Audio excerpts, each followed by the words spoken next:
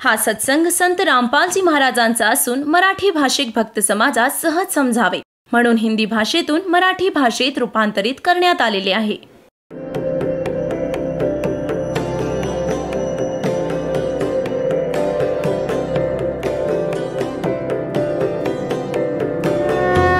और ज्ञान सब ज्ञान डी कबीर ज्ञान सो ज्ञान और जैसे घोड़ा तोब कायब करता चले मैदान. जगद्गुरु तत्वदर्शी संत रामपालजी महाराजांचे अमृत वचन सर्व पवित्र धर्मांच्या व पवित्र शास्त्रांच्या आधारावर. सत साहिब सतगुरुदेव की जय. बंदी छोड़ कबीर परमेश्वर जी की जय. बंदी छोड़ गरीबदास जी महाराज जी की जय. स्वामी रामदेवानंद जी गुरु महाराज जी की जय हो.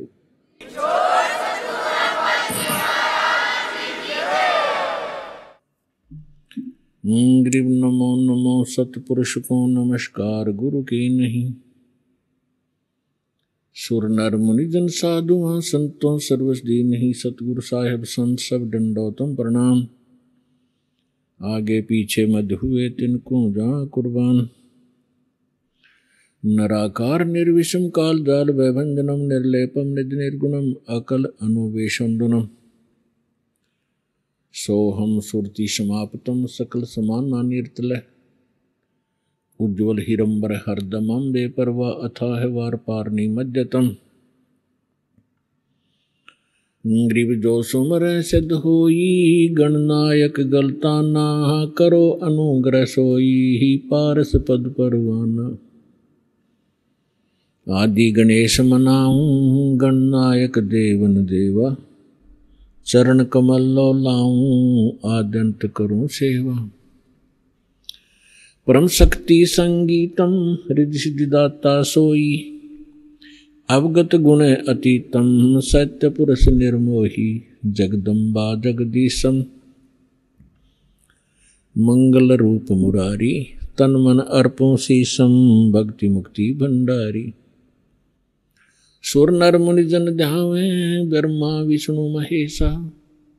शेष सहस मुख गावे पूज्य आदि गणेशा. इंद्र कुबेर सरीखा वरुण धर्म राय ध्यावे. समरथ जीवन जी का मन इच्छा फल पाऊं. 33 कोटि अधारा ध्यावे शेष 88. उतरे बहुजल पारा कट है यम की फांसी. 33 कोटि अदारा ध्यावे शेष 88. उतरे बहुजल पारा कट है यम की फांसी.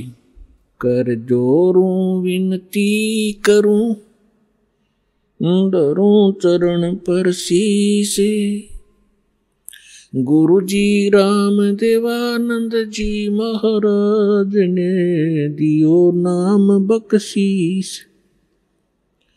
कोटि कोटि सिजदा करूं हो कोटि कोटि प्रणाम. चरण कमल में राखियो मैं बांधी जाम गुलाम. कुत्ता हूँ गुरुदेव का रामपाल दास का नाम. गले प्रेम की जेवड़ी जाखें चोवा जाऊं. तो करो तो बावड़ू दूर दूर करो तो जाऊं.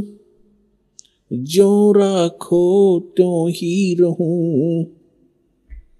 जो देवो सो खाऊं. परम पिता परमात्मा पूर्ण ब्रह्म सर्व सृष्टीचे रचनाकार कबीर परमेश्वर कबीर देवजींच्या असीम कृपेने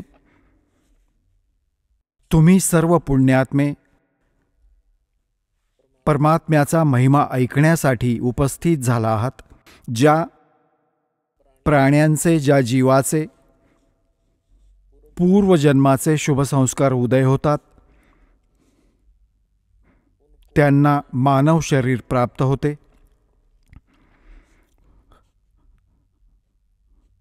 आणि मानव शरीर प्राप्त करून ज्या प्राण्यांना सत्संग उपलब्ध होतो ज्यांना सत्संग प्राप्त होतो ते अजूनही जास्त शुभ संस्कारी हंस असतात. परमात्मा कबीर परमेश्वरजी आपल्याला आठवण करून देतात. मानुष जन्म पाय कर जो नहीं रटे हरि नामे, जैसे कुआ जल बिना बनवाया क्या काम.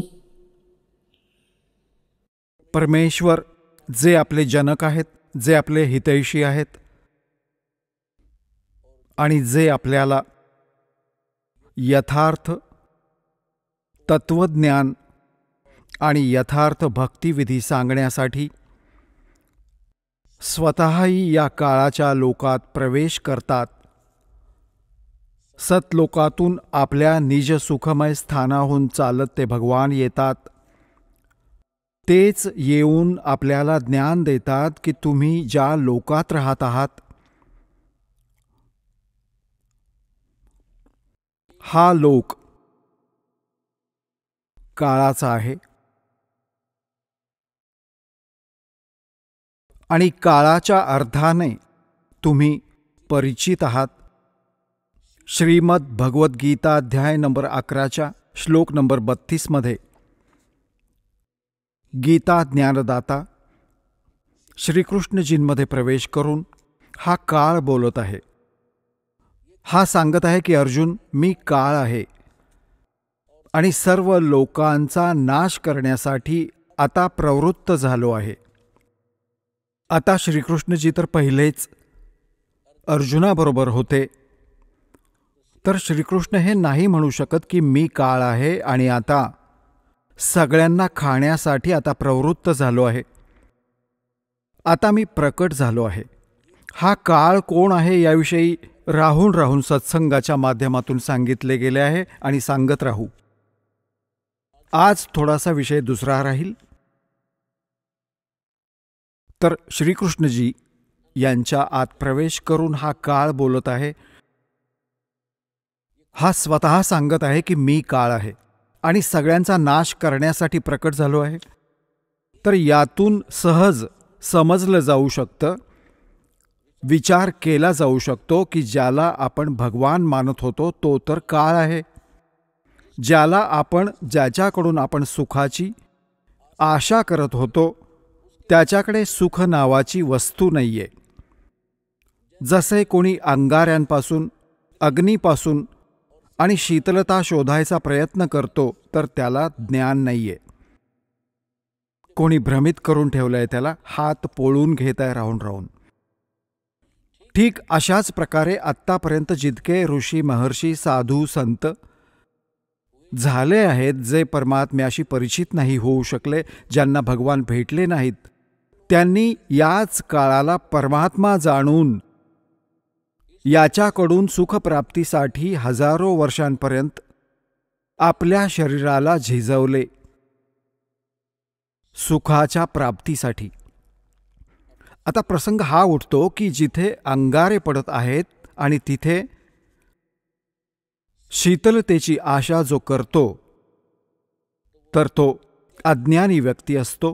तर आत्तापर्यंत आपण अज्ञानी होतो या काळाच्या लोकात आणि आपण सुख शोधत होतो. तर परमेश्वराने येऊन सांगितले की ज्याला तुम्ही सुख मानत आहात, कशाला सुख मानता? जो निर्धन आहे तो विचार करतो की धनवान सुखी. धनवान हा विचार करतो की राजा सुखी. धनी विचार करतो की माझ्यासमोर पण खूपसे प्रॉब्लेम येतात, समस्या येत राहतात. कुठे चोरीची भीती आहे, कुठे कोणता टॅक्स द्यायला लागतो, कधी काही करावे लागते. तर तो विचार करतो की राजा सुखी. परमात्मा सांगतात की राजाला स्वप्नात पण सुख नाही मिळत.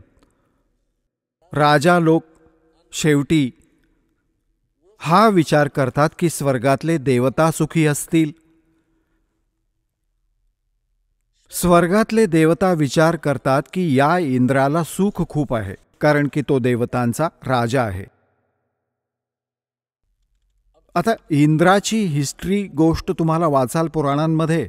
इंद्रासारखा दुःखी प्राणी नाहीये. इंद्र विचार करतो की ब्रह्मा विष्णू महेश सुखी असतील, मला सुख नाही, कारण की त्याला माहीत असतं जितकी निर्धारित वेळ त्याची असते त्याला पूर्ण केल्यानंतर तो परत 84 लाख योनींमध्ये सगळ्यात पहिल्यांदा गाढवाच्या योनीने प्रारंभ करतो. आपल्या 84 लाख प्रकारच्या कष्टात, जे प्राण्यांच्या शरीरात कष्ट घ्यायचे असतात, तर त्याला राहून राहून ती गोष्ट लक्षात राहते की यानंतर माझे हे हाल होतील, परंतु त्या खोट्या सुखाला तो सोडू नाही शकत. आणि सोडूनही दिले तरी त्यांच्याकडे पर्याय नाही की करू काय. ब्रह्मा विष्णू महेश विचार करतात की आम्ही सुखी नाही, कारण की त्यांचा इतिहास बघा. तुम्ही पुराण कधी वाचले असतील, नाहीतर रिमाइंड करा कधी कधी. आता थोडंसं उदाहरण देतो तुम्हाला. जसं भगवान शंकरजी यांना आपण भगवान मानत होतो, कंप्लीट गॉड मानत होतो, मृत्युंजय कालंजय सर्वेश्वर महेश्वर म्हणत होतो. त्यांना आपण म्हणू काहीही, परंतु हे परमात्मा नाहीयेत, कंप्लीट गॉड नाहीयेत. उदाहरणासाठी हे सुखी पण नाहीयेत. कसे? एका वेळी विष्णूजी पण सुखी नाहीयेत. विष्णू अवतार श्री रामचंद्र रूपात राजा दशरथाच्या घरी जन्म घेतला. हे सगळे आपले धर्मगुरू पण सांगत आले आहेत आणि त्यांची लीला यांचे चरित्र पण सांगते. श्री रामचंद्र उर्फ विष्णूजी किती सुखी होते तुम्हाला चांगलं माहिती आहे. लहान वयात विवाह झाला, विवाह होताच वनवास झाला आणि वनवासात त्यांच्या धर्मपत्नीचे अपहरण झाले. रावणाबरोबर युद्ध झाले, करोडो जीवांचा विनाश झाला. त्यानंतर मग परत आले, घेऊन आपल्या धर्मपत्नी सीताजीला घरी घेऊन आले. कोण्या धोब्याच्या म्हणण्याने त्यांना घरातून काढून टाकले. गर्भवतीला पुत्र कुठेतरी, परिवार कुठेतरी आणि श्रीराम कुठेतरी. तो प्राणी स्वप्नात पण सुखी नाही होऊ शकत, ज्याची मुले दुःखी आहेत कुठे जंगलात. ज्यावेळी श्री रामचंद्रजींना वनवास प्राप्त होता, सीतेचे अपहरण झालेले होते, श्री रामचंद्रजी विलाप करत होते, रडत होते सीतेला शोधताना.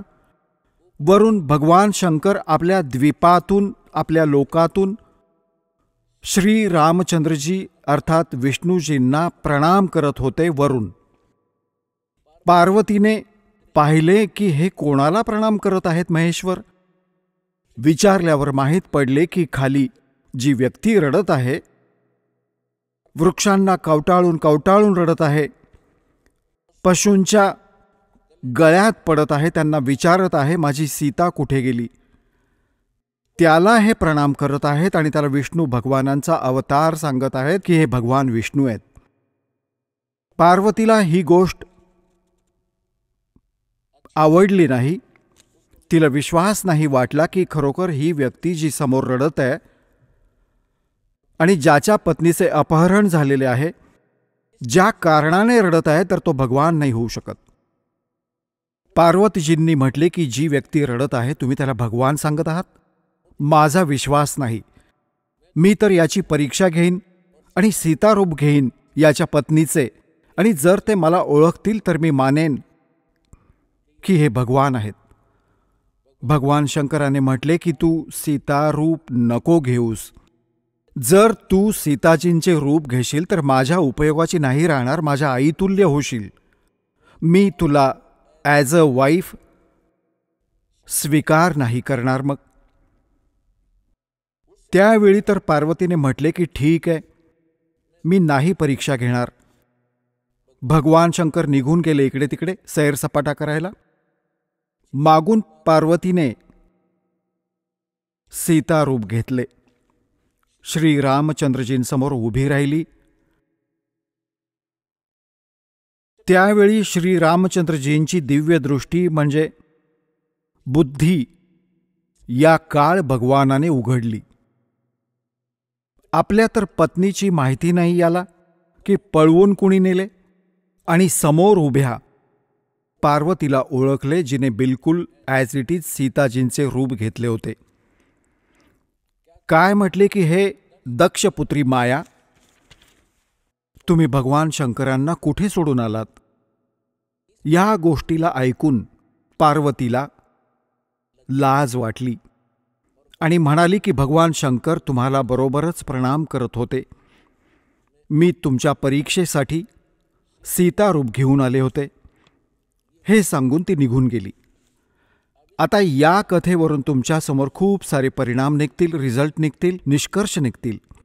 एक तर कॉन्सेप्ट इथेच क्लिअर करू की तुमच्या मनात ही शंका उत्पन्न होईल की श्री रामचंद्रजींनी पार्वतीला तर ओळखले आणि आपल्या पत्नीविषयी त्यांना ज्ञान नाही. हे कारण काय आहे?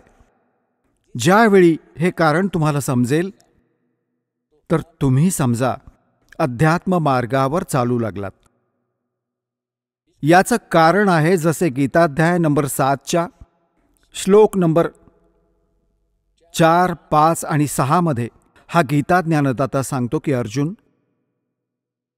इथे जितके पण माझ्या लोकात जितके पण प्राणी आहेत, यात बलवानांचे बल, बुद्धिवानांची बुद्धी मीच आहे, म्हणजे माझ्याच कंट्रोलमध्ये आहे. जेव्हा पाहिजे यांना ओपन करीन, जेव्हा पाहिजे यांना ऑफ करीन, जेव्हा पाहिजे तेव्हा मी यांना ऑन करतो. उदाहरणासाठी एकेवेळी तुम्ही महाभारत खूप ऐकले असेल, महाभारताचे युद्ध पण ऐकले आहे खूप. महाभारताच्या युद्धाच्या दरम्यान अर्जुनाने आपल्या धनुष्याच्या माध्यमातून इतका नरसंहार केला होता आणि शूरवीर मानला गेला होता.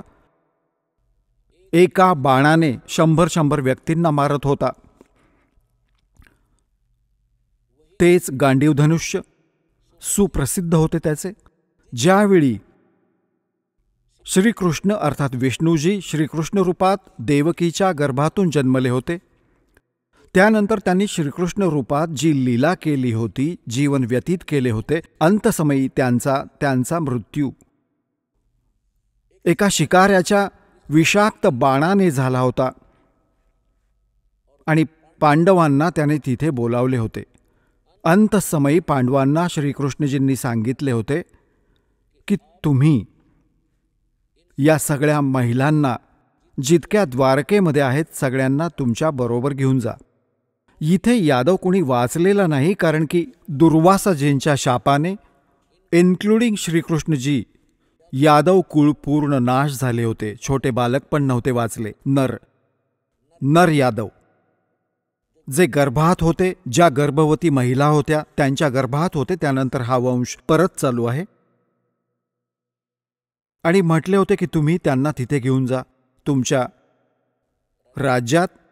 इथे पुरुष राहिला नाही, इथले इतर लोक यांची बेइज्जती करतील, त्रास देतील, तुम्ही त्यांना घेऊन जा. तर श्रीकृष्णजी यांच्या आदेशानुसार अर्जुन सगळ्या गोपिकांना, द्वारकेच्या स्त्रियांना बरोबर घेऊन येत होता. रस्त्यात भिल्लांनी, जंगली लोकांनी त्यांना घेरले. अर्जुन त्यांच्याशी लढायची तयारी करू लागला. त्याच्या हाताने गांडीव धनुष्य उचलले गेले नाही आणि उभ्या उभ्या बघत आहे, थरथर कापत आहे योद्धा. भिल्लांनी त्याला मारले, महिलांचे दागिने तोडले, काही महिलांना ओढत घेऊन गेले. अर्जुन उभ्या उभ्या कापत राहिला. त्यावेळी अर्जुन श्रीकृष्णजींना दूषणे देत होता, 100 शिव्या देत होता की कृष्णा, तू नेहमीच आमच्याबरोबर धोका केलायस. जेव्हा माझ्याकडून नरसंहार करायचा होता, युद्ध करवायचे होते महाभारताचे, त्यावेळी माझ्यात शक्ती भरली. एक बाण मारला की 20 मरत होते. आज तोच अर्जुन आणि तेच धनुष्य. आज मी यावर प्रत्यंचा नाही चढवू शकत आहे. तर इथे परमात्मा सांगतात की जे या रोगाचे मूळ आहे ते तर तुम्हाला माहीतच नाही. तू तर श्रीकृष्णाला दूषण देत आहेस. हा काळ आहे, जो 21 ब्रह्मांडांचा स्वामी आहे.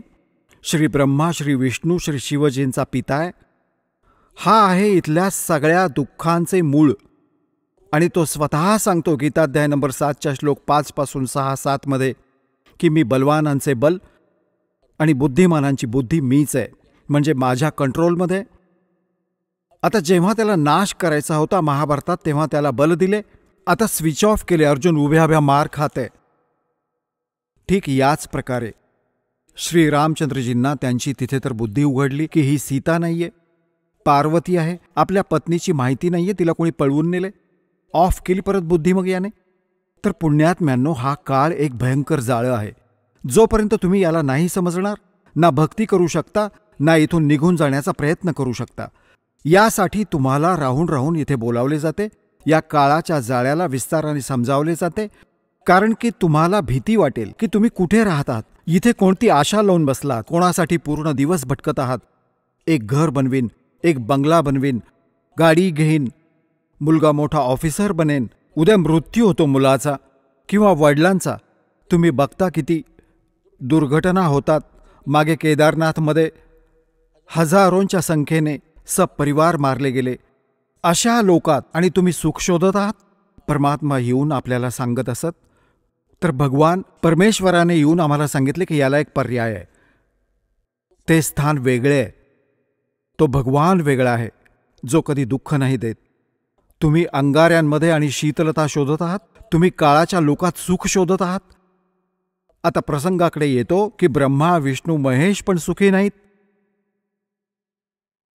आता तिकडे जेव्हा भगवान शंकराला माहीत पडले की काळाच्या हातात बुद्धी, त्याने बुद्धी ऑन केली शंकर भगवानांची, दिव्य दृष्टीने पाहिले आणि आपल्या पत्नीला विचारले की तू काय सीतारोप घेऊन गेली होतीस तू? तर तिने नाही म्हटले की नाही, मी नाही गेले भगवान, मी नाही गेले. की खोटं बोलतेस तू खोटं बोलत आहेस. या बोलण्याने ती दचकली आणि गप्प राहणे हीच तिची स्वीकृती मानली की खरोखर हिने चूक केली आहे. तर भगवान शंकरने पार्वतीजींशी आपल्या पत्नीच्या रूपात तिच्याशी व्यवहार करणे बंद केले, बोलणे पण बंद केले. एकीकडे मौन धारण करून बसून राहत होते. खूप कमी बोलू लागले आणि म्हणू लागला की मी तुम्हाला एक निष्ठावान मानले होते. तुमच्यावर मी हा विश्वास करत होतो की माझी धर्मपत्नी कधी मला डिसीव्ह नाही करणार, धोका नाही देऊ शकत. आणि जर तू मला धोका देऊ शकते तर मग बाकी जगाकडून मला काय लिंक राहिले, काय विश्वास राहिला? आणि साफ सांगितले की तू माझ्या आईचे रूप धारण केले आहेस, माझ्या पत्नी रूपात नाही स्वीकार्य होऊ शकत. जसे श्री ब्रह्माजी सगळ्यात मोठे, विष्णूजी 2nd नंबरचे, शंकर भगवान 3ऱ्या नंबरचे, तर मोठ्या भावाची पत्नी आईतुल्य मानली जाते. तर त्याने म्हटले भगवान शंकरने की तू माझ्या मोठ्या भावाची पत्नी, विष्णूच्या पत्नीचे रूप घेतले सीता. यामुळे तू आज नंतर माझी पत्नी नाही, आईतुल्य आहेस. आता तिला समजले की याने जो निर्णय घेतला तो अटळ असतो. 10 दिवस, 20 दिवस, महिना, 6 महिने, वर्ष वाट पाहिली, परंतु रिझल्ट निल राहिला. भगवान शंकरांनी त्यांच्याशी कोणते बोलणे नाही केले, नेहमी क्षुब्ध राहत होते. तर पार्वती, आता मुलीला काय असतं, जेव्हा सासरी दुःख होतं तेव्हा आपल्या माहेरी जायचा विचार करते. त्याचा तिसरा पर्याय नाही होत. तर पार्वतीने विचार केला, काही दिवस आपल्या घरी जाते, यांचे डोके शांत होईल. हा विचार करून पार्वती आपले पिता दक्षच्या घरी आली. आणि राजा दक्ष त्यावेळी एक यज्ञ करत होते. आणि एक नियम आहे या ब्राह्मणांनी बनवला होता, ऋषींनी, की जेव्हा कोणी यज्ञ करेल तेव्हा आपल्या सर्व मुलींना, नातेवाईकांना आणि त्यांच्या पतींना, जावयांना आमंत्रित केलं जावं आणि प्रतिदिन त्यांना आदराने त्यांना प्रतिदिन दक्षिणा दिली जावी, जसं ब्राह्मणांना देतात. तर असा नियम होता की जितक्या पण राजा दक्षच्या अन्य मुली होत्या त्या सगळ्या आमंत्रित होत्या आणि त्यांचे पती म्हणजे जावई पण आमंत्रित होते. सगळ्यांची आसनं उचित स्थानावर सगळ्यांना बसवलं होतं. जितका वेळ यज्ञाचे आणि सत्संगाचे प्रयोजन चालत असे, 2-4 तास, 10 तास, तर त्यावेळी सगळे आपल्या आपल्या आसनावर विराजमान असायचे. आणि कोणत्याही कारणाने कोण्या मुलीचा पती नाही येऊ शकला तर त्याचे आसन मांडले जात असे, रिकामे सोडले जात असे. आणि सगळ्यांना जी पण दक्षिणा दिली जायची त्याचा पण त्यावर भाग प्रतिदिन ठेवला जायचा आसनावर. तर जशी पार्वतीजी त्या आपल्या घरी पोहोचली, माहीत पडले की वडील यज्ञ करीत आहेत आणि हा यज्ञ 2-3 दिवसांपासून चालू आहे. आता सगळ्या यज्ञ मंडपात फिरून वडिलांच्या समोर पोहोचली. वडिलांनी तोंड फिरवले, कारण की पार्वतीजींनी राजा दक्षच्या मर्जीविरुद्ध भगवान शंकराशी विवाह केला होता, ज्या कारणाने वडील नाराज होते. जेव्हा वडील नीटसे बोलले नाहीत, हे पण नाही म्हणाले की आलीस मुली, तेव्हा पार्वती खूप दुःखी झाली. आपल्या आईकडे घरी पोहोचली. मुलगी आईकडे गाऱ्हाणे सांगत असते, आईच्या समोर आपलं दुःख मांडत असते. आपल्या आईसमोर जाऊन म्हटले की आई, तू असा भेदभाव आमच्याबरोबर का केलास? तुम्ही सगळ्या इतर माझ्या बहिणींच्या पतींना पण बोलावलंय, बहिणींना पण आमंत्रित केलंय, तुम्ही आम्हाला ना बोलावले ना आमंत्रित केले. आणि ज्या बहिणींचे पती नाही आले त्यांचे आसन मांडून ठेवले, त्यांचा भाग सगळ्यांना दिला जात आहे. तुम्ही ना तुमच्या जावयाचे आसन मांडून ठेवलंय, ना त्यांना आमंत्रित केलंय, ना मला आमंत्रित केलंय. आता आईने म्हटलं की मुली, ना तू माझं म्हणणं मानतेस ना तुझे वडील मानतात. तू जाणो आणि तुझा बापच जाणो, त्यांच्याशी बोल. तुझ्या मर्जीने तू विवाह केलास, ज्या कारणाने ते दुःखी आहेत तुझ्यावर. ती परत आपल्या वडिलांकडे गेली आणि दक्षला म्हणाली, पिताजी, तुम्ही नाही आम्हाला आमंत्रित केले आणि नाही तुम्ही तुमच्या जावयाला बोलावले, ना त्यांचा काही भाग आसन तुम्ही मांडून ठेवलंय, ना त्यांचा हिस्सा काढत आहात. तेव्हा दक्षने म्हटले, तू आली कशासाठी आहेस इथे? तुला कोणी आमंत्रित केलं होतं? तुझ्या मर्जीने विवाह केला होतास, राहा त्याच्याबरोबर, त्या जंगलीबरोबर राहा. अशा खूप गोष्टींची बडबड केली. तर पार्वतीने पाहिले की भगवान शिव आता माझा स्वीकार करणार नाही, घरात मला सन्मान नाही. तर त्याच वेळी एक हवनकुंड बनवलेलं होतं, त्यामध्ये घालून 1 क्विंटल लाकडे आणि घालत होते चारी बाजूंनी ते ब्राह्मण ऋषी. तूप, पूर्ण अग्नी भडकला होता, पूर्ण ज्वाळा निघत होत्या त्यातून. तर पार्वतीजी म्हणजे दक्षच्या मुलीने त्या हवनकुंडात उडी घेतली, आत्मदाह करून घेतला. यज्ञ खंडित झाला. लगोलग त्या मुलीला काढले गेले. तोपर्यंत तिचे मांस जळले होते, मेली होती, अस्थी शिल्लक होत्या, हाडे शिल्लक होती. मोठी गोष्ट आहे, आम्ही ज्या उद्देशाने ही कथा सांगत आहोत त्यालाच घेऊ. भगवान शंकराला माहीत पडले आपल्या सगळ्या अनुचरांना बरोबर घेऊन तिथे पोहोचला. त्याआधी त्यांनी भैरवाला पाठवले.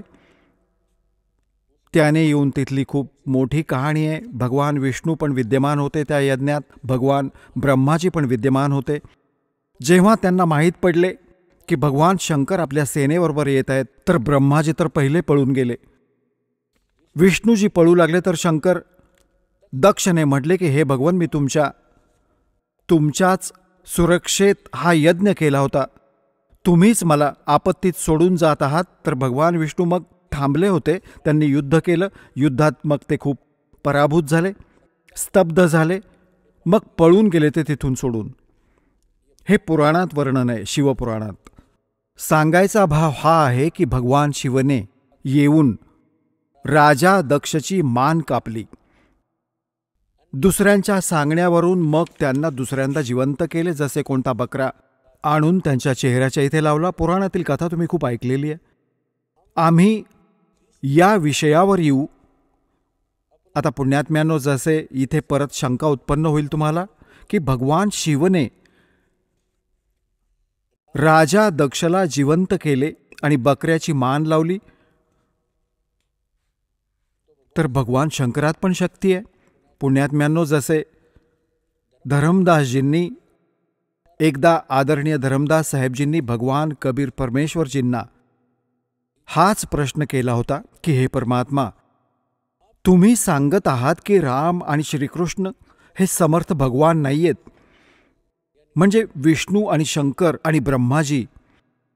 विष्णूजींचा अवतार श्रीकृष्णजी आले होते. त्यांनी राजा मोरध्वजाच्या घरी एक लीला केली होती जाऊन, जे साधुरूप घेऊन, आणि राजा मोरध्वजाने आपला पुत्र ताम्रध्वजाला करवतीने चिरून टाकले होते.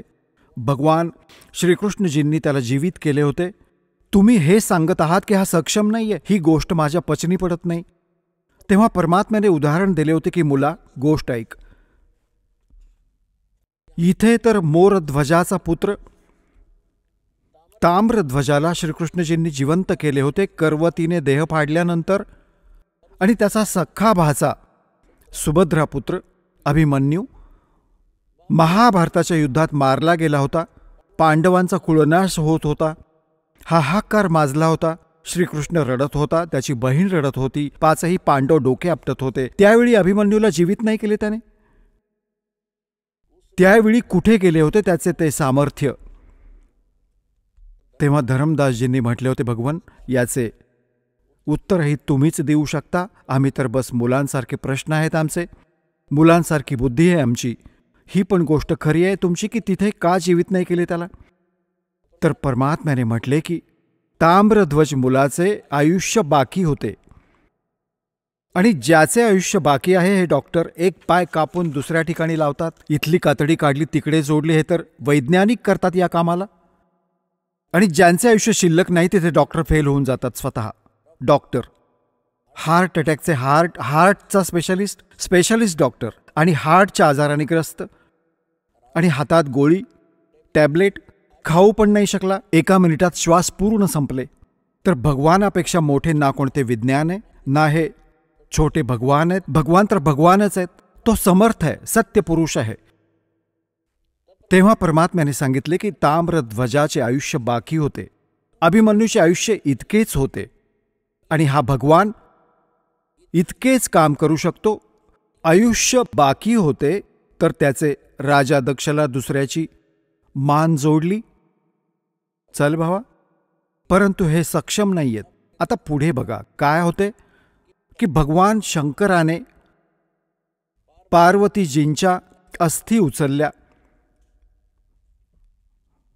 आणि 10,000 वर्षांपर्यंत त्यांना हृदयाजवळ ठेवून पार्वती पार्वती दक्षमाया दक्षपुत्री दक्षपुत्री म्हणत म्हणत वेड्यासारखा फिरत राहिला. आता पुण्यात्म्यांनो, आता हे आपण भगवान ब्रह्मा, भगवान विष्णू, भगवान शिवजींना सुखी मानायचे? हे सुखी आहेत? हे सुखी व्यक्तीचे लक्षण आहे? 10,000 वर्षांपर्यंत वेड्यासारखे खाणे नाही, पिणे नाही, हाय पार्वती, हाय दक्षमाया, हाय दक्षपुत्री. तर आमच्याकडे ज्ञानाची कमी होती. ज्या कारणाने आपण प्रत्येकाला भगवान व समर्थ मानले. बघा, असं नाही सांगत दास, ना माझ्या भगवानाने सांगितले की ब्रह्मा विष्णू महेश बिलकुल युजलेस आहेत. हे जितके सक्षम आहेत, जितके यांचे सामर्थ्य आहे, तितके सांगितले आहे. जसे एका स्टेटचा, प्रांताचा मंत्री असतो आणि त्या प्रांताच्या मंत्र्याला कोणी प्रधानमंत्री मानत असेल तर ती चूक आहे त्याची. तर परमेश्वराने आणि परमेश्वराकडून प्राप्त ज्ञानाने या दासाने हा इतका संभ्रम दूर केला आहे की ज्यांना तुम्ही समर्थ शक्ती मानत होतात, श्री ब्रह्मा, श्री विष्णू, श्री शिवजी, दुर्गा आदींना, हे समर्थ नाहीयेत. हे केवळ 21 ब्रह्मांडामध्येच एक ब्रह्मांड, 21 ब्रह्मांड आहेत या काळाची. यात 21 प्रांत समजा. एका प्रांतात हे एक विभागाचे मंत्री आहेत. रजोगुण विभागाचे ब्रह्माजी, सत्वगुण विभागाचे विष्णूजी, तमोगुण विभागाचे शंकरजी. बस इतके मालक आहेत हे. आणि हे कोणाच्याही संस्काराला कमी व अधिक नाही करू शकत. वर्क डन ही देतात, आपले केलेले कर्मच प्राप्त करून देतात. समर्थ परमात्मा, परमअक्षर ब्रह्म, सत्यपुरुष कबीर साहेबजी हे आपल्या प्रारब्धामध्ये म्हणजे आपल्या नशिबात लिहिलेल्या आपल्या पापकर्मांचा नाश करून आणि आपल्याला सुखी करतात. आमचा मृत्यू होणार असेल त्याला टाळतात. आमच्यावर अजून कोणती आपत्ती येणार आहे, कोणती हानी होणार आहे, त्याला पण ते जे पापकर्माने होणार होते आणि पापकर्माचा नाश झाला त्याच कर्माने तर हानी होणार होती, कर्म परमात्म्याने कॅन्सल करून टाकले, तर सुख झाले. तर हे केवळ समर्थ परमात्माच करू शकतात. आता दास आज हे सांगत होता तुम्हाला की परमात्म्याने आम्हाला येऊन हे सांगितले आहे की या काळाच्या लोकात आणि तुम्ही सुख शोधत आहात.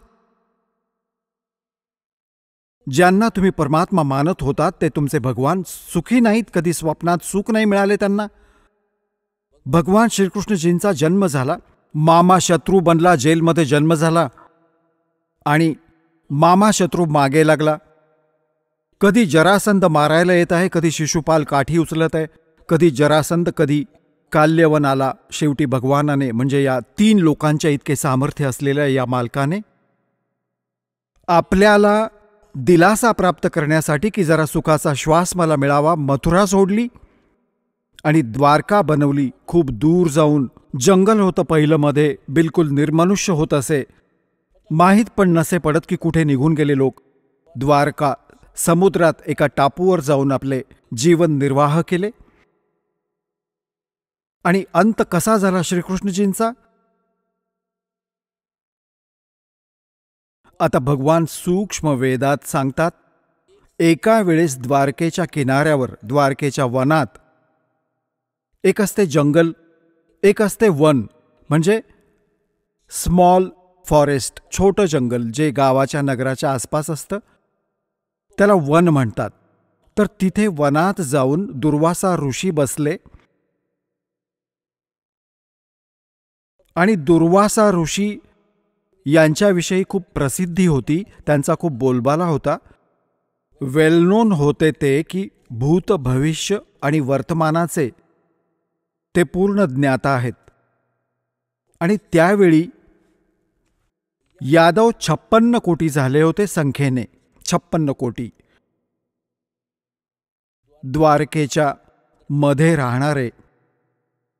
आणि भगवान श्रीकृष्णजींनी काही अशा दुष्ट तत्वांना मारले होते ज्या कारणाने ते हिरो बनले होते. प्रत्येकाच्या हृदयात हे झाले होते की यांच्याहून ताकदवान पृथ्वीवर कोणी नाही. ज्या कारणाने यादव अभिमानी झाले होते, त्यांनी साधू संतांचा जो सत्कार करणे पण सोडले होते, त्यांच्याबरोबर वाईट वर्तन करणे चालू केले होते. याच भ्रमाने त्यांचा तो टाईम आला नाश होण्याचा. अहंकार, पुण्यात्म्यांनो, कोणीही करू दे, शेवटी त्याला खूप मोठी हानी होईल. जीवच राहिले पाहिजे. जीवाला आपल्या क्षमतेची माहिती असली पाहिजे, कारण की तो अधीन बनून राहील. आधीनी के पास है पूर्ण ब्रह्म दयाल, मान बड़ाई मारियो बेअदबी सिरकाल। विभीषण का भाग बडेरा, दासातन आया तिसनेरा, दासातन आया विश्वे बीसा, अर्ता को लंक देई बक्षिसा।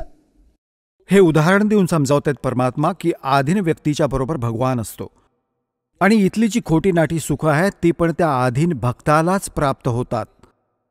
रावणाने किती भक्ती केली, डोकी पण कापून चढवली, परंतु अभिमान नाही गेला। जी लंका त्याला खूप आवडत होती ती लंका पण त्याच्या हातातून गेली शेवटी त्या अहंकारी प्राण्याकडून, आणि एक आधीन बनून भगवानाची भक्ती करत होता। परमात्मा आले होते, मुनिंदर नावाने आले होते त्रेतायुगात, तेव्हा मंदोदरी व बिभीषण परमात्म्याचे शिष्य झाले होते। आणि परमात्म्याच्या ज्ञानाने लीनता येते, लीनतेमुळेच सगळ्या भक्तांचे गुण संपन्न होतात, आणि ज्यात भक्ताचे गुण आहेत तिथे भगवान राहतो। ज्या कारणाने बिभीषणाला ती लंका पण मिळवून दिली दात्याने, आणि रावण त्या लंकेला राखू नाही शकला, तो भक्ती पण करत होता परंतु अभिमान नाही गेला। तर सांगायचा भाव हा आहे की या सत्संगातून तुमच्या प्रत्येक पैलूवर प्रकाश टाकला जाईल, कारण की तुम्ही परमात्म्याच्या या तत्वज्ञानाच्या प्रकाशाने कुठे संकट नको ओढवायला, कुठे पडू नये, आपले काम न बिघडवो, हा फाऊल पॉइंट तुम्हाला दाखवत आहोत भक्तीत जे असतात। तर इथे परमात्मा सांगतात की आदीनी के पास है वो पूर्ण ब्रह्म दयाल, मान बड़ाई मारियो हो बेअदबी सिरकाल। विभीषण का भाग बडेरा, की मोठा भाग्यवान होता बिभीषण, के दासातन आया तिसनेड़ा, की त्याच्यामध्ये लीनता आली।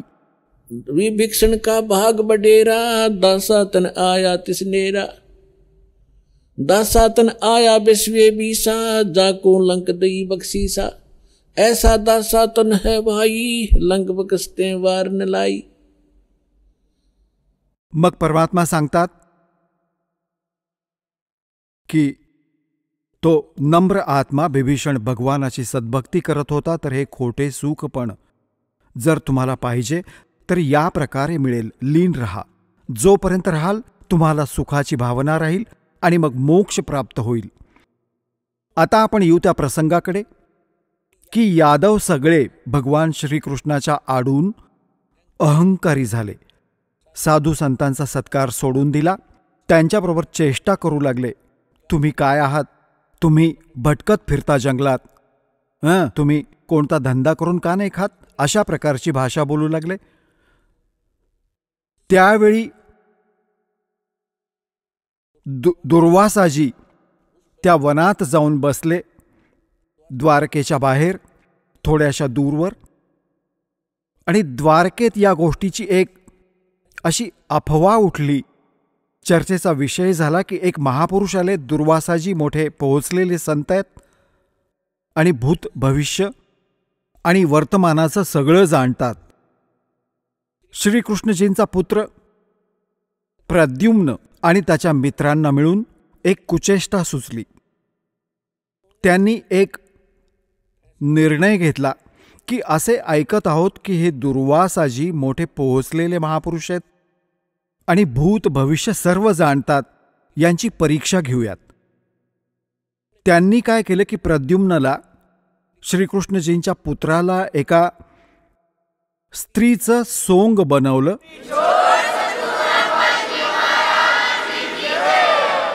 चला आता आपण त्या श्रद्धाळूंचे अनुभव जाणून घेऊयात ज्यांनी जगद्गुरु तत्वदर्शी संत रामपालजी महाराजांकडून नामदीक्षा प्राप्त केलेली आहे, तसेच त्यांच्याद्वारे सांगितलेल्या भक्ती मार्गावर चालत आहेत। नमस्कार सत्साहेब। आपलं नाव? मीरा पैलकवर। आपण कुठून आलात? नाशिक पंचवटी। आपला व्यवसाय काय आहे? मी गोळे कॉलनीत दवा बाजार म्हणून आहे, तिथे जॉब करते। संत रामपालजी महाराजांची गुरुदीक्षा आपण कधी घेतली? 2005 मध्ये। संत रामपालजी महाराजांची गुरुदीक्षा घेण्या अगोदर आपण व आपला परिवार कोणती भक्ती साधना करत होतात? तत्पूर्वी अनेक देवी देवतांची आम्ही साधना करत होतो। आमचे वडील पण गुरुपदावरती होते। त्यांचे पण बरेचसे शिष्य झालेले होते, त्यांना पण त्यांच्याकडून छोटे मोठे लाभ होत होते. त्याच्यानंतर गणपतीची पूजा करणे, 10 दिवस गणपती बसवणे आणि त्याची पूजा अर्चा करून 10व्या दिवशी त्याचं विसर्जन करणे. तेव्हा मनाला असं हे कुठेतरी खटकत होतं की बा आपण 10 दिवसच का गणपतीची पूजा करायची, वर्षभर का करू नये, किंवा गणपतीला वर्षभर का आपण घरात ठेवू नये. असं करता करता त्याच्यानंतर आम्ही देवीची पण नवरात्रात पण 9 दिवस उपवास वगैरे करणे, दुर्गापूजन करणे. त्याच्यानंतर आमचे वडिलांनी रुद्रयाग केला होता, गणेश याग केला होता. आणि इतकं करत असताना पण आमच्या दुःखावरती दुःख येत होते. आमच्या आईला अस्थमाचा त्रास होता. दरवर्षी ती क्लायमेट चेंज झाल्यानंतर ती आजारी पडत होती. त्याच्यामुळे दरवर्षी जितकं पण पैसे कमवत होतो तितके सगळे आमचे दवाखान्यात खर्च होत होते. तर मग कधी कधी आम्ही आमच्या वडिलांना विचारायचो की आपण इतकी भक्ती साधना करून आपल्याला आपल्या घरात असं दुःख का असतं. तेव्हा वडील आम्हाला म्हणायचे की नाही, देव आपली परीक्षा बघतो की आपण आपला कितपत विश्वास आहे देवावरती. तरी पण त्याच्यानंतर पण आम्ही हे सगळे प्रोग्राम चालूच ठेवले, भक्ती साधना चालूच ठेवली. तसं एकदा माझा छोटा भाऊ होता 5 नंबरचा, त्याचं ऑन दी स्पॉट ॲक्सिडेंट झालं. त्यावेळेस त्याचं आमच्या हातात काहीच आलं नाही. त्यावेळेस पण आम्ही आमच्या वडिलांना विचारलं की आपण इतकी देवदेवता, इतकी पूजा करतो, इतकी उपासना करतो, इतके नियम करतो, तरी आपल्यावरती इतकं दुःखाचं पर्वत का कोसळतो, देवाला आपली दया का येत नाही. असं म्हणून आम्ही प्रत्येक वेळी तेच प्रश्न विचारायचो वडिलांना. तेव्हा वडील म्हटले की नाही, ही आपली परीक्षा असते. पण ही अशी कशी परीक्षा, अशा अनेक विचार मनात येऊ लागले.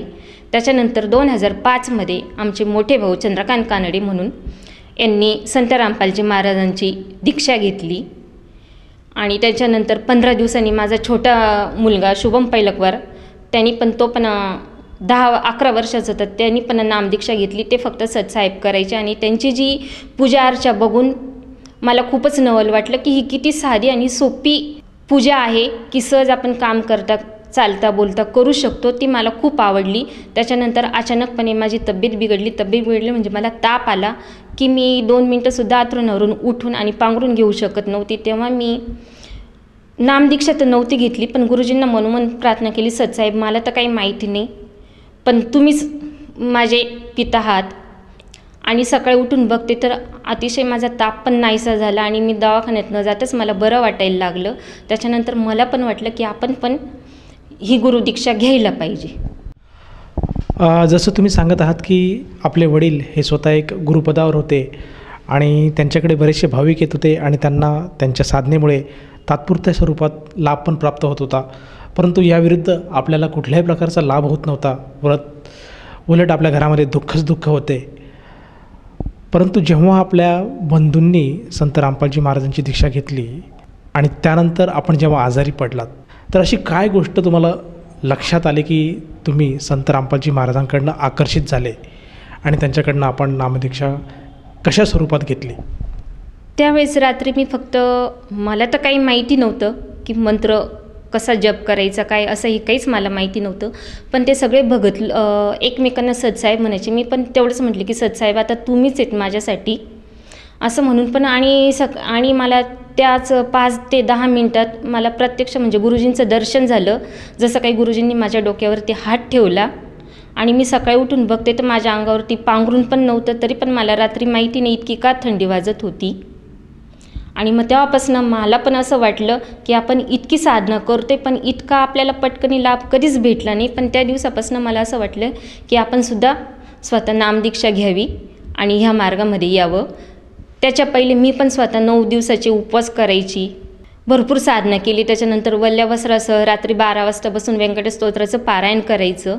पण तरी पण माझ्या जीवनात खूपच दुःख होते. तर त्या दिवशी मला प्रत्यक्ष म्हणजे गुरुजींचं साक्षात दर्शन झाल्यानंतर मी 2-3 वेळेस मग म्हणजे पूर्णपणे त्यांचा सत्संग ऐकला.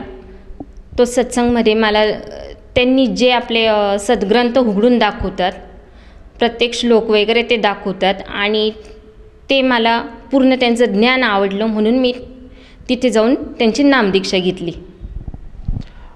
जसं तुम्ही सांगत आहात की सुरुवातीला आपण जेव्हा संत रामपालजी महाराजांची नामदीक्षासुद्धा घेतली नव्हती, परंतु आपल्या मनामध्ये परमेश्वराची ओढ होती म्हणून आपल्याला त्यांनी साक्षात्कार दिला आणि आपल्याला जो काही ताप आलेला होता त्यातनं आपल्याला बाहेर काढलं. यातून आपला त्यांच्यावर एक विश्वास बसला आणि तुम्ही त्यांची नामदीक्षा घेतली. तर जेव्हा आपण त्यांच्याशी जुडल्या गेलात, त्यांची सद्भक्ती आपण जेव्हा स्वीकारली, त्यानंतर आपल्या जीवनामध्ये जे काही अगोदरचे कष्ट होते, जे काही दुःख होते, ते बरे झालेत का? हो, त्याच्यानंतर मला खूपच लाभ झाले. पहिली गोष्ट, मला सोरायसिसचा त्रास होता. आम्ही भरपूर औषधं, सगळ्या डॉक्टरांचे उपचार केले होते, पण सगळ्यांनी सांगितलं होतं की हे तुम्हाला असंचपर्यंत राहू द्यावं लागेल. पण संत रामपालजी महाराजांच्या शरणी आल्यानंतर ते भरपूर प्रमाणात चांगलं झालं आणि आज मी सगळं काम करू शकते, चालू शकते. त्याच्यानंतर मला 4 ते 5 वर्षापूर्वी मला मणक्यात गॅप पडला, त्याच्यामुळे मी काही काम करू शकत नव्हती. मी डॉक्टरांकडे गेली तर डॉक्टरांनी सांगितलं की तुम्हाला खूपच त्रास आहे, तुम्हाला 6 महिने ट्रीटमेंट घ्यावी लागेल, त्याच्यानंतर तुम्हाला MRI करून नंतर पुढे काय आहे ते बघावं लागेल. आणि ज्यावेळेस डॉक्टरांनी माझी चेकअप केलं त्यावेळेस माझ्या शरीरावरती त्यांचं काहीतरी ते हत्यार असतं ते असं मारत होते आणि त्याच्यातनं जसं लोखंडावरती आपण लोखंडाचा जसा नाद चालू होतो तसा माझ्या शरीरातून नाद चालू होत होता. तेव्हा डॉक्टर म्हटले की तुम्हाला पूर्ण शरीराचा MRI करावा लागेल. त्याच्यानंतर मी घरी आली, 1 महिना घरीच बसले, जॉब सोडून दिला, घरीच बसले, कारण माझ्याकडनं काही कामच होऊ शकत नव्हतं. त्यावेळेस मी परमात्म्याला अरदास केली की मला काही असू द्या, पण मी तुम्हाला जसं ठेवायचं तसं तुम्ही ठेवा. मी आजपासून एकही डॉक्टरकडे जाणार नाही किंवा MRI करणार नाही. आणि असं करून मी गुरुजी संत रामपालजी महाराजांना प्रार्थना केली. तेव्हा त्यांनी सांगितलं की ठीक आहे बेटा, ठीक होऊन जाशील. आणि त्याच्यानंतर ॲटोमॅटिकच 1 महिन्यानंतर मला बरं वाटायला लागलं आणि मी पुन्हा ड्युटीवर जायला सुरुवात केली. या गोष्टीला किती दिवस आज लुटले आहेत? ही 2014ची गोष्ट आहे. त्यावेळेस मला असा त्रास झाला होता. आत्ता मला 6 वर्ष झाले, पण अजूनपर्यंत मी कुठल्याही प्रकारचं MRI केला नाही किंवा एकही गोळ्या औषधं चालू केले नाही, कुठली एक्सरसाइज केली नाही. पण मी आता एकदम ओके. मी आता मला तुम्ही 10 किलो 15 किलो वजन जरी उचलायला सांगितलं तरी मी उचलू शकते. या व्यतिरिक्त आपल्याला काही आपल्या जीवनामध्ये काही अनुभव अनुभवायला मिळालेत का? हो, मी मुलांना घेऊन 2005 पासून एकटीच राहत होती. त्यावेळेस आता नंतर माझी मुलगी मोठी झाली होती आणि तिचा लग्नाचा विषय डोळ्यापुढे दिसत होतं. त्यावेळेस मला असं वाटायचं की आपण जर आपल्या सगळ्या नातेवाईकांनी जर मुलीचं लग्न केलं तर हे 4 वेळेस आपल्याला बोलून दाखवतील की आम्ही होतो म्हणून तुझ्या मुलीचं लग्न झालं. पण त्यावेळेस पण मी संत रामपालजी महाराजांना प्रार्थना केली की मुलीचं लग्न करायचं, पण मी कुठेच जाणार नाही, कुठे स्थळ शोधणार नाही. घरी बसल्याच मुलीला स्थळ आलं पाहिजे आणि तिचं लग्न झालं पाहिजे. आणि त्याप्रमाणे झालं. पण माझ्या मुलीच्या लग्नाला मला 1 रुपयासुद्धा लागला नाही किंवा स्थळ शोधायला पण कुठे जावं लागलं नाही. घर बसल्या स्थळ आला आणि संत रामपालजी महाराजांच्याच हाताने मुलीची रमाईनी झाली. तुम्ही आता उल्लेख केला की आपल्या मुलीच्या लग्नासाठी आपल्याला 1 रुपयासुद्धा खर्च आला नाही, परंतु आज महाराष्ट्रामध्ये लग्न सोहळा म्हटला की त्याच्यासाठी अमाप खर्च येतो. नाना प्रकारचे बेंडबाजी वाजवले जातात, आतिषबाजी केली जाते, डेकोरेशन केले जातात, लॉन्स, त्याच्यानंतर कार्यालय, या सर्व गोष्टी आपण लग्न सोहळ्यासाठी बुक करतो आणि त्यातून बराच खर्च होतो. बरेचसे लोक लग्नासाठी येतात. तर हा सगळा खर्च लग्नासाठी असतो, परंतु आपण सांगत आहात की आपल्या मुलीच्या लग्नासाठी 1 रुपयासुद्धा खर्च आला नाही. हे कसं काय शक्य आहे? हे मी संत रामपालजी महाराजांना प्रार्थना केली होती की तेव्हा मला संत रामपालजी महाराजांनी सांगितली होती की तू ह्या काही गोष्टींचा विचार करू नकोस, तू फक्त भक्ती कर, सगळं आपोआप परमात्मा करतील. आणि त्याप्रमाणेच घडलं की मुलीला घरबसल्या स्थळ आलं आणि एकदम साध्या पद्धतीने संत रामपालजी महाराजांच्या आश्रमातच मुलीचं लग्न झालं, जसं रमाईनी सोहळ्यामध्ये. की एकदम संत रामपालजी महाराजांचं म्हणजे असं योगदान आहे समाजाला की त्यांच्या शरणी जे आलेले मुलं असतात ते व्यसनमुक्त असतात. दुसरी गोष्ट, देणं घेणं वगैरे काही नसतं. इतर ठिकाणी आपण बघितलं जातो, ज्या घरात मुलगी असते त्यांच्यावरती इतकं दडपण असतं की इतकं, आणि देखादेख म्हणजे जसं आपण बघतो शेजारी एखाद्या मोठ्या श्रीमंत माणसाच्या घरी मुलीचं लग्न होतं ते खूपच देणं घेणं करतात. पण त्या प्रकारे इथं संत रामपालजी महाराजांच्या याच्यात असं देणं घेणं काही नसतं. एकदम साध्या सिंपल पद्धतीने एकदम साध्या वेशात मुलामुलींचं रमैनी तिथे केली जाते आणि त्याप्रमाणे लग्न लावले जातात. याच्यामुळे देणं घेण्याचा काही मला प्रश्नच आला नाही. त्याच्यामुळे मला हे खूप आवडलं. जसं तुम्ही सांगत आहात की संत रामपालजी महाराजांचे अनुयायी कुठल्याही प्रकारचं लेवाणदेवाण करत नाही, कुठल्याही वस्तूची डिमांड करत नाही. परंतु मला असं विचारायचं आहे की हा एक क्षणिक गोष्ट आहे. ज्यावेळेस तुमच्या मुलीची रमणी झाली त्यावेळेस कदाचित त्या लोकांनी तुमच्याकडे कुठल्या गोष्टीची मागणी केली नसेल, परंतु आता ते लोक त्यानंतर त्या रमणीनंतर आपल्याकडे कुठल्या गोष्टीची देवाणघेवाण किंवा मागणी करतात का, किंवा आपल्या मुलीला कुठल्या स्वरूपाचा त्रास देतात का? नाही. संत रामपालजी महाराजांचे विचार योगच असे आहेत, ज्या घरात मुलीचं लग्न होतं त्या घरात सून म्हणून नाही, मुलीला ते मुलगी म्हणूनच वागवतात. त्याच्यामुळे असं कुठल्याही प्रकारचं देणं घेणं तिकडचे पण लोक मागत नाही आणि आम्ही पण देत नाही. याच्यामुळे आम्ही संत रामपालजी महाराजांच्या याच्यात येऊन खूपच सुखी झालो आहे. आपल्या मुलीच्या रमणीला अर्थात लग्न सोहळ्याला आज किती दिवस लोटले आहेत? 7 वर्ष झालीत. या 7 वर्षात आपल्या मुलीच्या सासऱ्यांकडनं, सासरच्या मंडळींकडनं कुठल्याही गोष्टीची मागणी केली नाही का त्यांनी? नाही, कारण ते पण याच्यातच आहे. त्याच्यामुळे त्यांनी कुठल्याही प्रकारची मागणी केली नाही आणि कुठल्याही प्रकारचा मुलीला किंवा मला त्रास दिला नाही की तुम्ही आम्हाला ह्या वस्तू द्याच असं.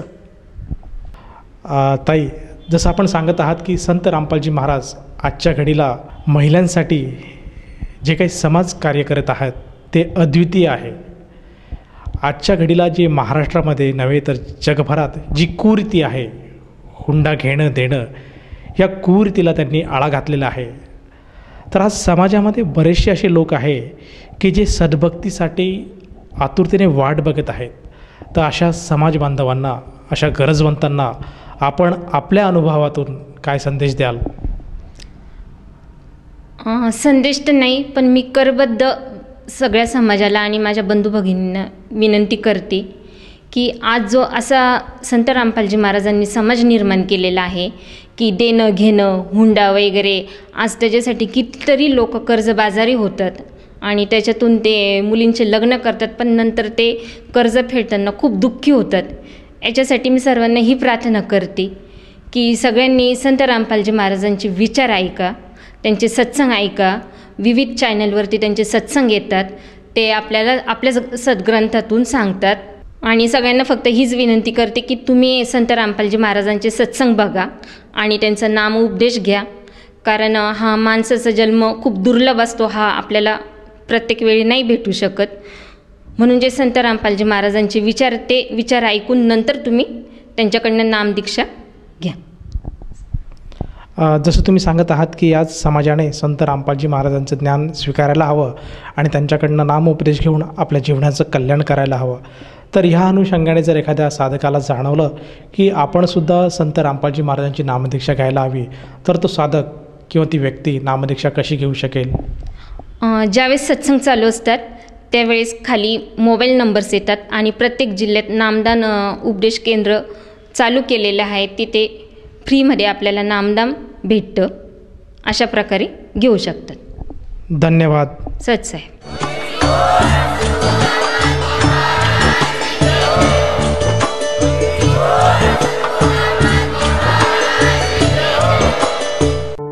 आपण ऐकत होता जगद्गुरु तत्वदर्शी संत रामपालजी महाराजांचे मंगल प्रवचन. निशुल्क नामदीक्षा प्राप्त करण्यासाठी आणि अधिक माहितीसाठी संपर्क करा 7030303951 7030303952. आमची वेबसाईट आहे www.jagadgururampalji.org.